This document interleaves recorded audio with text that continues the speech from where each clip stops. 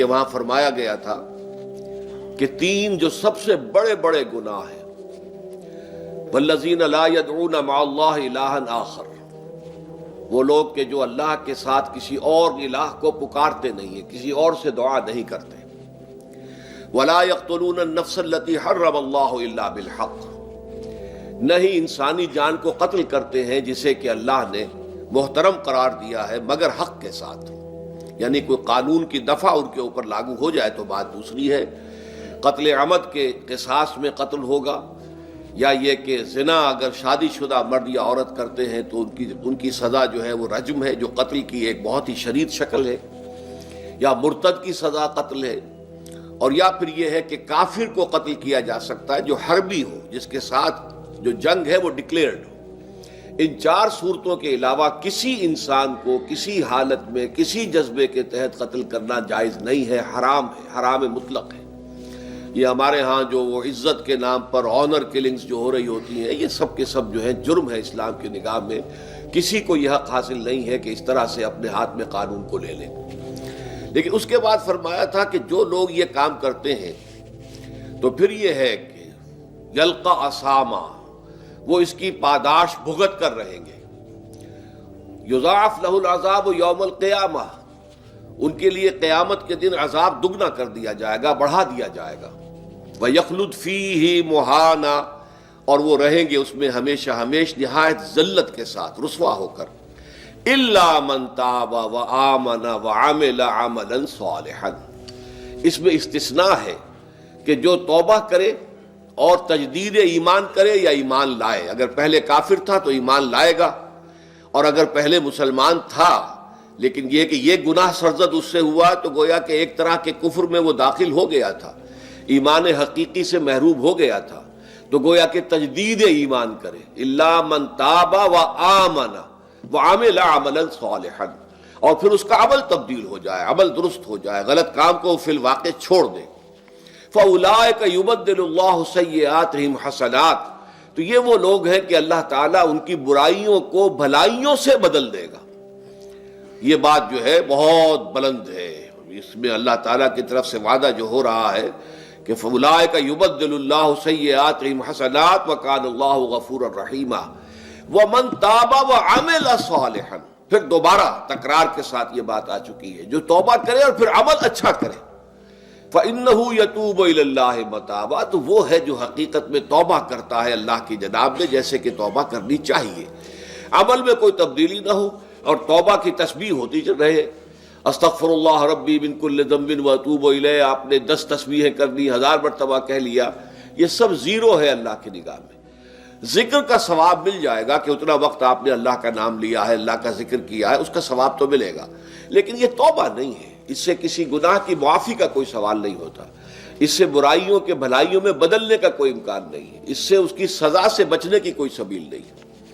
اب سورہ تحریم میں خاص طور پر ایک خاص جو پس منظر ہے اس کے اعتبار سے یہ آیت آ رہی ہے، یا ایھا الذین آمنوا توبوا الی اللہ توبۃ نصوحا، اے وہ لوگوں جو ایمان لائے ہو، اے ایمان کے مدعیوں، دعوے داروں، توبہ کرو اللہ کی جناب میں، لیکن وہ توبہ خالص ہونی چاہیے، توبۃ نصوحا۔ اس سورہ مبارکہ کے پس منظر کو نوٹ کیجئے تو اس میں ایک خطائے اجتہادی کہہ لیجئے حضور سے ہو گئی تھی صلی اللہ علیہ وسلم، اگرچہ وہ خطا جانب خیر میں تھی، اچھے کام کے لیے تھی، برے کام کے لیے نہیں تھی، کہ آپ نے اپنی ازواج مطہرات کی دل جوئی کے لیے ایک شے جو اللہ کی طرف سے آپ کے لیے حلال تھی اس کو استعمال نہ کرنے کی قسم کھا لی، تو اس پر حضور کو روکا گیا، یا ایھا النبی لم تحرم ما احل اللہ لک تبتغی مرضات ازواجک، اے نبی کیوں آپ اپنے اوپر حرام ٹھہراتے ہیں وہ شے جو اللہ نے آپ کے لیے حلال قرار دی ہے؟ کیا آپ اپنی بیویوں کی رضا جوئی کے لیے ایسا کر رہے ہیں؟ واللہ غفور الرحیم، اللہ غفور ہے، رحیم ہے، اللہ نے آپ کی اس خطا سے درگزر کیا ہے، لیکن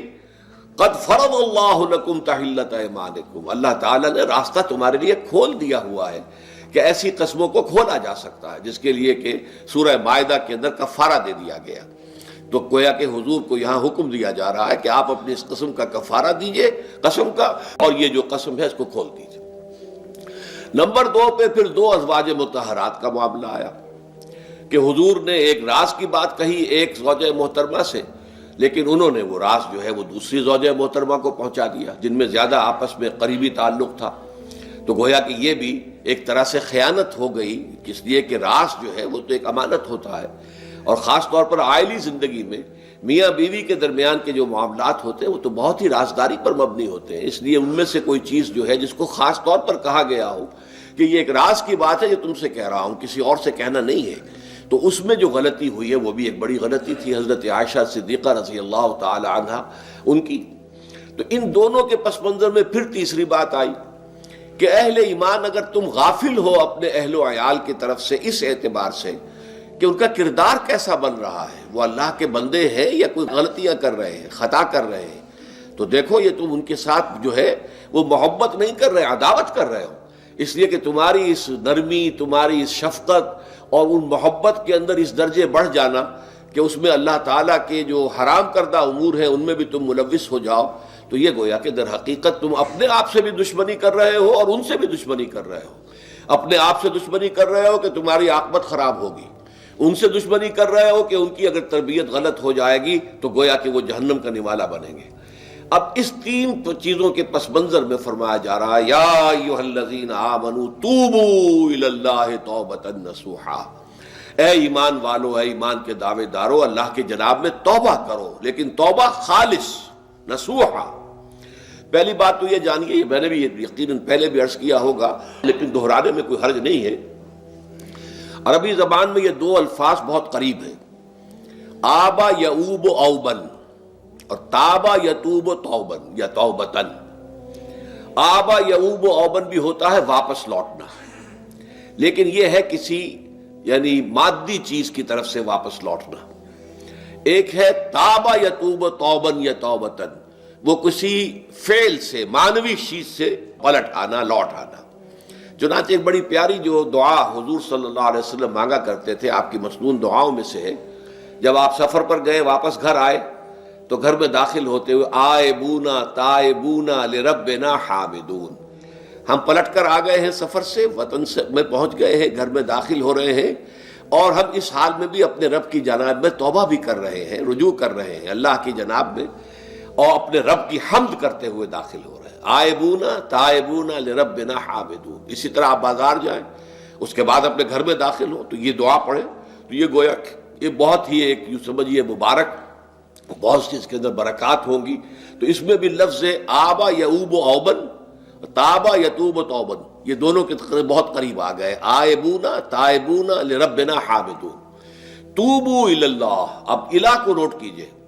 یہ توبہ کا لفظ بھی بہت سے ایسے الفاظ میں سے عربی زبان کے، جیسا کہ اس سے پہلے ہم دیکھ چکے ہیں کہ ایک لفظ ہے رغبہ، رغبہ رغبت جسے اردو میں ہم بولتے ہیں. رغبہ الہ ہوگا تو کسی شے کی طرف رجحان ہونا، اس کی طلب پیدا ہو جانا، اس کی خواہش پیدا ہو جانا. اور رغبہ عن ہوگا تو کسی چیز سے متنفر ہو جانا، دور ہٹ جانا، دور چلے جانا. ورب ایک ہی ہے، پریپوزیشن کی چینج سے بالکل برعکس نتیجہ نکل آیا. ومن رغب عن سنتی فلیس منی، جسے میری سنت پسند نہیں ہے، جو اس سے ہٹتا ہے، پیچھے ہٹتا ہے، اس کو ترک کرتا ہے، اس کا مجھ سے کوئی تعلق نہیں. اسی طرح مالا یمیل و میلن، مالا الہ کسی شے کی طرف مائل ہونا، مالا عن اس شے سے ہٹ جانا، پیچھے ہٹ جانا، نفرت ہو جانا. اسی میں وہ لفظ تھا سا، فقط سقط قلوبکما، تمہارے دل جو ہے وہ تو مائل ہو ہی گئے ہیں. سغا بھی الہ ہوگا تو اس کے معنی کسی شے کی طرف مائل ہو جانا، عن ہوگا تو کسی شے سے متنفر ہو جانا. تو وہاں میں عرض کر چکا تھا لقد سقط قلوبکما، تو اے نبی کی دونوں بیویوں، تمہارے دل تو یقیناً اللہ کی طرف مائل ہو چکے ہیں، توبہ کی طرف مائل ہو چکے ہیں، لیکن زبان سے یہ کہتے ہوئے کہ حضور معاف کر دیجئے غلطی ہو گئی ہے، اس میں ذرا حجاب آ رہا ہے. ظاہر بات ہے شوہر اور بیوی کے درمیان جس طرح کا تعلق ہوتا ہے تو اس میں یہ کہ بسا اوقات اپنی غلطی کو واضح الفاظ میں تسلیم کرنے میں کچھ ہچکچاہٹ سی ہوتی ہے. تو وہ ایک کیفیت تھی کہ تمہارا دل تو مائل ہو چکا ہے، لیکن یہ کہ تم ذرا زبان سے بھی کہو، اقرار کرو. اسی طریقے سے یہ لفظ توبہ ہے، توبہ الہ ہے، کسی کی جناب میں توبہ کرنا. جب اللہ تعالیٰ کی طرف توبہ کا لفظ آئے گا تو توبو الی اللہ توبۃ نصوحا، اللہ کی جناب میں توبہ کرو. اور جب اللہ تعالیٰ توبہ کرتا ہے، یہ لفظ جو ہے دو طرف استعمال ہوتا ہے، تواب بندہ بھی ہے، تواب اللہ بھی ہے. اللہ تواب ہے، بہت توبہ کا قبول کرنے والا، بندہ تواب ہے، بہت زیادہ توبہ کرنے والا۔ وہ حدیث میں آپ کو سنا چکا ہوں، کل بنی آدم خطاؤون وخیر الخطائین التوابون، تمام بنی آدم نہایت خطا کار ہیں، گناہ گار ہیں، غلطیاں ہوتی ہیں، خطائیں ہوتی ہیں، لیکن ان خطا کاروں میں بہتر لوگ وہ ہیں جو بہت توبہ کرنے والے، رجوع کرتے ہیں، پلٹتے ہیں، ان میں پشیمانی پیدا ہو جاتی ہے اور وہ اللہ تعالیٰ کی جناب میں رجوع کرتے ہیں، تو وہ تواب ہیں، بہت زیادہ توبہ کرنے والے۔ لیکن اللہ کی جناب میں توبہ جب بندہ کرتا ہے تو وہ الہ آئے گا، تابہ الہ، اس نے توبہ کی اللہ کی جناب میں۔ اللہ توبہ کرتا ہے یعنی اللہ تعالیٰ جو ہے اپنی نظر شفقت اور نظر رحمت جو پھیر دی تھی اس نے کہ ایک بندے نے گناہ کیا ہے، میرے حکم کی جو ہے خلاف ورزی کی ہے، معصیت کا ارتکاب کیا ہے، تو اللہ تعالیٰ اپنی رحمت اور شفقت کی نگاہ اس سے ہٹا لیتا ہے۔ لیکن جب بندہ توبہ کرتا ہے تو پھر اللہ تعالیٰ بھی رجوع فرماتا ہے اور اپنی شفقت اور رحمت اور مغفرت کے ساتھ بندے کی جانب متوجہ ہو جاتا ہے۔ لیکن وہاں تابہ اعلیٰ آئے گا، تم علینا، اے پروردگار ہماری توبہ کو قبول فرما، وہ الہ کے ساتھ آئے گا۔ ہم جب توبہ کریں گے تو وہ الہ کے ساتھ آئے گا۔ تو یہاں فرمایا توبو الی اللہ، اللہ کی جناب میں توبہ کرو، پلٹو، رجوع کرو، اور توبۃ نصوحا، خالص توبہ۔ اس کی جو وضاحت تھوڑی سی میں ابھی کر چکا ہوں کہ خالص توبہ سے مراد کیا ہے۔ یہ نہیں کہ بس توبہ کی ورد ہو رہا ہے اور توبہ جو ہے وہ اس کے کلمات زبان سے ادا کیے جا رہے ہیں۔ بعض لوگ ہیں وہ جو آیت کریمہ ہے اس کا 1.25 لاکھ کا ہو رہا ہے، ورد ہو رہا ہے، کتنا ہو رہا ہے، اس کی تسبیح پڑھ رہے، اس سے کچھ نہیں ہوتا جب تک کہ دل کے اندر گناہ سے نفرت پیدا نہ ہو جائے، حقیقی پشیمانی نہ ہو کہ یہ مجھ سے بہت غلط حرکت سرزد ہوتی رہی ہے، پختہ ارادہ نہ ہو کہ آئندہ یہ کام نہیں کروں گا یا کروں گی، اور یہ کہ بالفعل بھی اس کام کو چھوڑ دے۔ یہ 3 شرطیں کم سے کم ہیں ان چیزوں میں کہ جو حقوق اللہ میں سے اللہ تعالیٰ کے حقوق، ان میں کوتاہی ہوئی ہے، ان میں غلطی ہوئی ہے، اس میں انسان نے کسی معصیت کا ارتکاب کیا ہے، تو 3 شرطیں۔ حقیقی پشیمانی نمبر 1، جس کے لیے میں نے اقبال کا شعر آپ کو سنایا تھا جو بالکل نوجوانی کے دور میں انہوں نے کہا تھا، اور کسی، اب میں نام بھول رہا ہوں، کوئی بہت بڑے شاعر تھے، استاذ تھے، اساتذہ، استاذ الشعراء، انہوں نے کہا تھا کہ میاں صاحبزادے اس عمر میں اور یہ شعر اس قدر اونچا شعر ہے کہ موتی سمجھ کے شان کریمی نے چن لیے قطرے جو تھے میرے عرق انفعال کے۔ انفعال کہتے ہیں شرمندگی کو، کہ میں جب شرمندہ ہوا کہ میں اللہ کی جناب میں یہ کیا حرکت کر بیٹھا، تو اس سے میری پیشانی پر جو پسینے کے قطرے رونما ہوئے، اللہ تعالیٰ نے ان کو موتی سمجھ کے چن لیا۔ اللہ تعالیٰ کو بندے کی توبہ سے اتنی خوشی ہوتی ہے۔ وہ حدیث بھی میں آپ کو سنا چکا ہوں کہ تم اندازہ کرو، ایک شخص ہے کہ جو ایک ریگستان میں لقودق صحرا میں سفر کر رہا تھا، اس کا ایک اونٹ تھا جس پر وہ سفر کر رہا تھا، اسی پر اس کا جو بھی راستے کا کچھ کھانا وانا تھا، خوراک تھی، وہ بھی، اس کی پوٹلیاں بھی تھیں اور پانی کی چھاگل بھی بندھی ہوئی تھی۔ تھوڑی دیر کے لیے وہ ایک درخت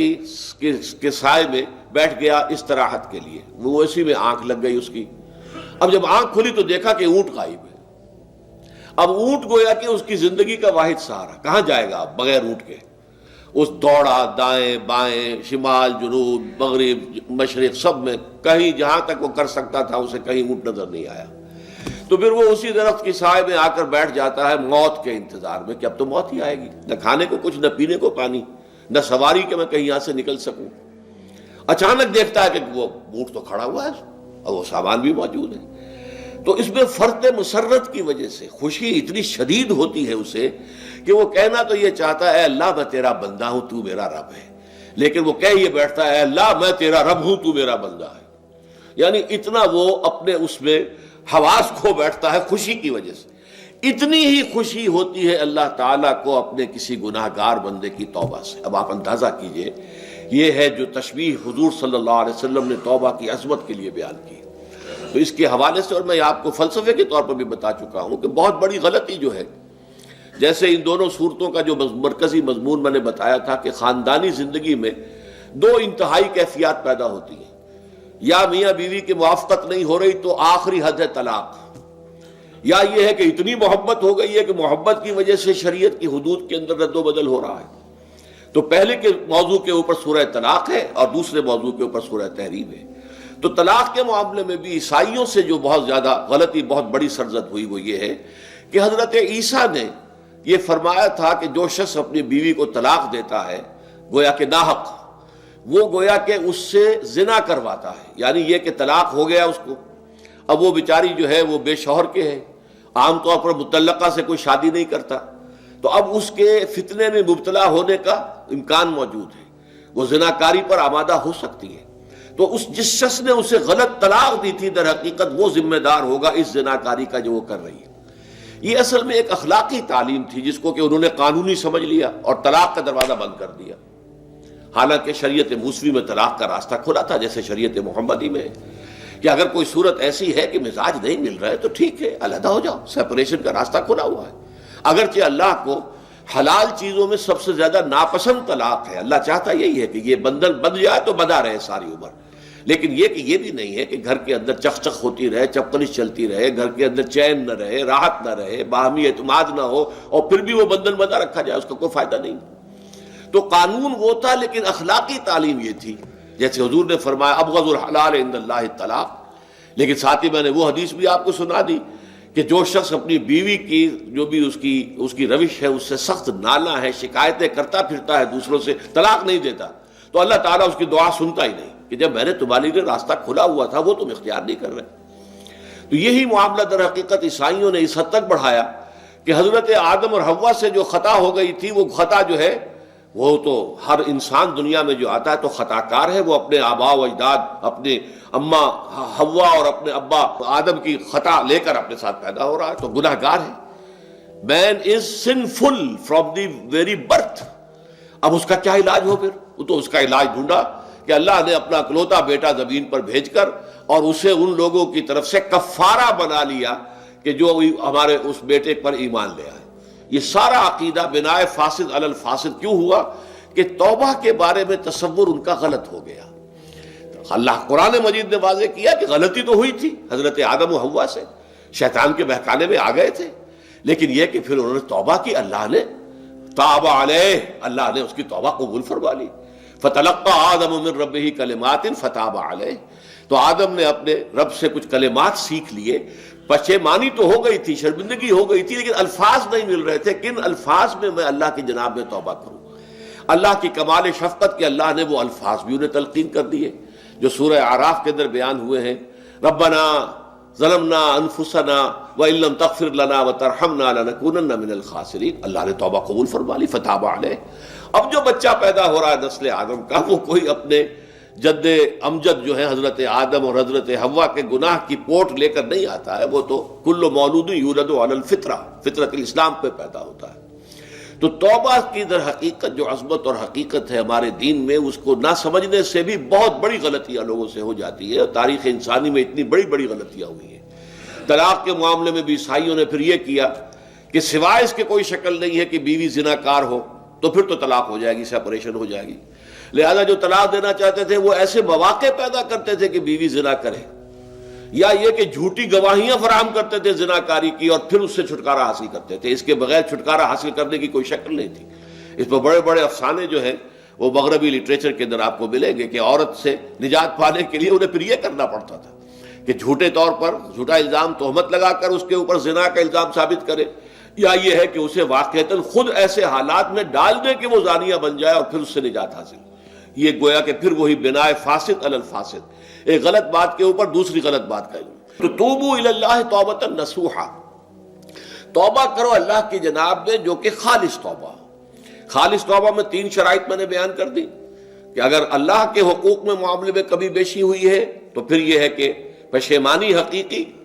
عزم مصمم دوبارہ نہیں کروں گا نہ کروں گی، اور نمبر 3 یہ کہ ایک مرتبہ اس گناہ کو لازماً چھوڑ دینا۔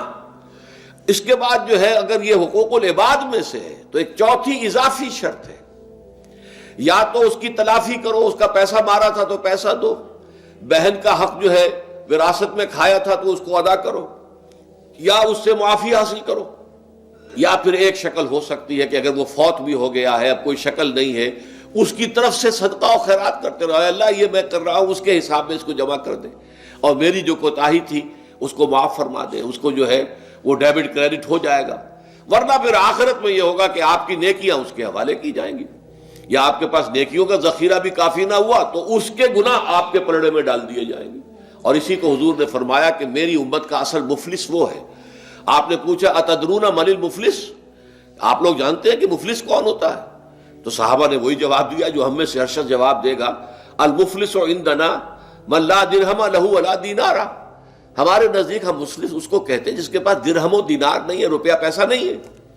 حضور نے فرمایا نہیں، میری امت کا مفلس وہ ہوگا جو قیامت کے دن حاضر ہوگا، بہت سی نمازوں کی وہ پنڈ لے کر آئے گا، وہ گٹھڑی لے کر آئے گا، گٹھڑا لے کر آئے گا، اور روزوں کا اور اس کا اور حجوں کا اور عمروں کا، لیکن وقد شتم ھذا واکل مال ھذا، اس نے مال کھایا تھا فلاں کا حرام طریقے سے، فلاں کو گالی دیتی تھی، فلاں پر تہمت لگائی تھی، حقوق العباد کے اندر جو ہے اس کی عزت پر حملہ کیا تھا. وہ سارے مدعی جمع ہو جائیں گے. اللہ تعالیٰ کسی سے کہے گا بھائی تم اس کی نمازیں لے جاؤ، کسی سے کہے گا اس کے روزے لے جاؤ، اچھا تم لو حج لے جاؤ، اس کے عمرے لے جاؤ، اور اس کے بعد بھی مدعی باقی ہوں گے. تو اب مدعیوں کے گناہ اس کے پلڑے میں ڈالے جائیں گے، اور پھر وہ دوسروں کے گناہوں کے بوجھ تلے دب کر جہنم میں جھونک دیا جائے گا. تو یہ حقوق العباد کے اندر معاملہ اس سے بھی کہیں زیادہ سخت ہے کہ جو حقوق اللہ کا ہے. اللہ تو بڑا غفور ہے، رحیم ہے، اس کے اندر وہ رعایت بھی کرے گا، لیکن حقوق العباد کا معاملہ اللہ کہہ دے گا یہ میرا معاملہ ہے ہی نہیں، یہ تمہارا آپس کا معاملہ ہے، تمہیں اس میں تو جو بھی ہے لین دین کر کے ہی معاملہ چکانا ہوگا، دے دے کر معاملہ ہوگا، اس کے بغیر نہیں. تو توبوا الی اللہ توبۃ نصوحا عسیٰ ربکم ان یکفر عنکم سیئاتکم. عین ممکن ہے، عسیٰ اصل میں امید دلانے کے لیے ہوتا ہے، شاید کہ ایسا ہو جائے، لیکن جب اللہ کی طرف سے یہ لفظ آتا ہے تو یہ یقینی معنی، یقینی وعدے، اللہ کا وعدہ ہے. اگر تم یہ توبہ نصوح کرو گے تو اللہ کا وعدہ ہے تم سے کہ وہ تم سے تمہاری برائیوں کو دور کر دے گا. یہ تکفیر کے لفظ کو بھی سمجھ لیجئے. کفر کا اصل معنی ہے چھپا دینا، دبا دینا. اسی لیے گناہ کا کفارہ ہوتا ہے. آپ سے گناہ ہو گیا، آپ نے کفارہ دے دیا تو گناہ چھپ گیا، دب گیا، اس کے اثرات زائل ہو گئے، وہ آپ کے نامہ اعمال سے اس کو ختم کر دیا جائے گا. یہ ہے کفارہ، کفارہ. کفار جمع ہے کافر کی. کافر جو ہے وہ حق کو چھپاتا ہے، اللہ کی دعوت جو دی جا رہی ہے اس کو دباتا ہے، تو اس معنی میں وہ کافر ہے، انکار کرتا ہے. لیکن یہ کہ ایک کفران نعمت ہے، کسی نے آپ پر احسان کیا ہے اور آپ اس کا احسان نہیں مان رہے، آپ کے لیے دل میں اس کے لیے کوئی احسان بندی کے جذبات پیدا نہیں ہوئے، تشکر کا جذبہ پیدا نہیں، یہ کفران نعمت ہے. تو تکفیر اس کو بھی کہتے ہیں، تکفیر اسے بھی کہتے ہیں مسلمان امت میں سے کسی کو نکال دینا، اس لیے کہ وہ بنیادی عقائد میں علیحدہ ہو گیا ہے. تو یہ پرجنگ ہے، یہ بھی تکفیر ہے. تو تکفیر اعمال کیا ہے کہ برے اعمال کو دھو دے گا تمہارے نامہ اعمال سے، بل اور نمبر 2 تمہارے دامن کردار سے بھی دھو دے گا. جو غلطیاں تمہارے اوپر چلی آ رہی تھی، اتنے عرصے تک تم کرتے رہے ہو، تمہارا کردار جو ہے اس سے مقدر ہو گیا ہے، اس کے اندر جو ہے خرابی پیدا ہو گئی ہے، تو اللہ اس کو بھی دھو دے گا. تو دنیا میں بھی تکفیر کا اثر ہوگا کہ انسان کی اصلاح ہو جائے گی، اس کی سیرت و کردار جو ہے صحیح رخ پر آ جائیں گے. اور آخرت میں یہ ہے کہ اس کا جو اعمال نامے میں جو گناہ درج تھا وہ وہاں سے صاف کر دیا جائے گا، محو کر دیا جائے گا. یہ تکفیر 2 گناہ ہے. اور اس میں جو ہم سورہ الفرقان میں پڑھ کر آئے ہیں وہ اس سے بھی اگلی بات ہے. اولئک یبدل اللہ سیئاتہم حسنات. جہاں گناہ کا اندراج تھا وہاں اب نیکی کا اندراج ہو جائے گا. تمہاری سیرت و کردار میں جو گناہ کا پہلو تھا وہ اب نیکی کے پہلو میں بدل جائے گا. یہ تکفیر گویا کہ دنیا میں بھی اور آخرت میں بھی. عسیٰ ربکم، امید ہے اور اللہ کا وعدہ ہے کہ وہ تم سے تمہاری برائیوں کو دور کر دے گا. مطلب یہ کون انسان ہے جو برائی سے بالکل پاک ہے؟ کل بنی آدم خطاؤن و خیر الخطائین التوابون. توبہ کرو، توبہ نصوح کرو، اللہ تعالیٰ دھو دے گا. تمہارے دامن کردار سے بھی داغ اور دھبے صاف کر دے گا اور تمہارے اعمال نامے سے بھی. وَيُدْخِلَكُمْ جَنَّاتٍ تَجْرِي مِن تَحْتِهَا الْأَنْهَارُ، اور تمہیں داخل کرے گا ان باغات میں جن کے نیچے یا جن کے دامن میں ندیاں بہتی ہوں گی. یوم لا یخزی اللہ النبی والذین آمنوا معہ، وہ دن کہ جس دن اللہ رسوا نہیں کرے گا نہ نبی کو اور نہ ان کو جو ان کے ساتھ ایمان لائے. ان کے ساتھ ایمان لانے، ظاہر بات ہے انبیاء کے رسوا ہونے کا تو کوئی سوال ہی نہیں. یہاں اس کا ذکر جو ہے وہ تو صرف بطور تذکرہ کر دیا گیا، ورنہ اصل کیا ہے جو نبی کے ساتھ ایمان لائے. اور نبی کے ساتھ ایمان لانے والوں میں درجہ اول کے لوگ وہ ہیں جو صحابہ کرام ہیں، جو حضور کے زمانے میں تھے حضور کے ساتھ دیا انہوں نے اپنے جان و مال سے حضور کے مشن کو تقویت پہنچائی، جہاں حضور کا پسینہ گرا وہاں اپنی خون کی ندیاں بہا دی، اپنی جانیں دے دی، تو وہ ہے اولین۔ لیکن اللہ تعالی ہمیں بھی ان میں شامل کرے، اس لیے کہ جیسے کہ سورہ بقرہ کی جو آخری سے پہلی آیت ہے اس کے اندر بیان فرمایا گیا کہ آمن الرسول بما انزل الیہ من ربہ والمؤمنون، ایمان لائے رسول محمد صلی اللہ علیہ وسلم اس چیز پر کہ جو ان کے اوپر ان کے رب کی طرف سے نازل کی گئی، اور ایمان لائے صاحب ایمان، وہ صاحب ایمان سب کے سب شامل ہو جائیں گے۔ تو قیامت کے دن اللہ تعالیٰ رسوا نہیں کرے گا، یوم لا یخزی اللہ النبی والذین آمنوا معہ، جس دن کہ اللہ تعالیٰ رسوا نہیں کرے گا نہ اپنے نبی کو صلی اللہ علیہ وسلم اور نہ ہی ان کو کہ جو ان کے ساتھ ایمان لائے۔ اور یہ آخرت کی رسوائی جو ہے بہت بڑی رسوائی ہے۔ دنیا کی رسوائی انسان جو ہے اس کو بہت ہلکا سمجھے، آخرت کی رسوائی بہت بڑی ہے۔ پوری خلق خدا جہاں جمع ہوگی، پوری انسانیت جمع ہوگی، تمام آدم سے لے کر آخری انسان تک جمع ہوں گے، اور وہاں اگر رؤوس الاشہاد ہمارا پردہ چاک کیا جائے، ہمارے گناہوں کو جو ہے اعلان کیا جائے، تو وہ کتنی بڑی رسوائی ہوگی۔ اسی لیے یہ دعا مانگتے رہنا چاہیے، اللہم ربنا اجرنا من خزی الدنیا والآخرہ،